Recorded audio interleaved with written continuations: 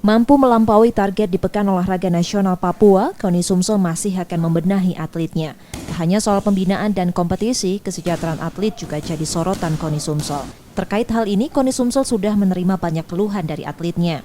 Induk olahraga di Sumsel meminta pemerintah untuk turut memberikan perhatian kesejahteraan atlet, terutama yang berprestasi.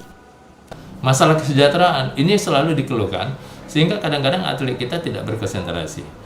Nah, tentu kami menghimbau kepada pemerintah provinsi dan juga instansi terkait untuk atlet-atlet kita yang punya prestasi tapi tingkat kesejahteraannya masih rendah. Saya kira ini perlu untuk segera kita perhatikan, kita bina dan kita ayomi seperti itu.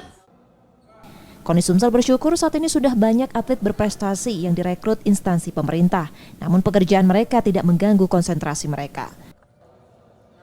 Nur Muhammad, Kompas TV, Palembang, Sumatera Selatan.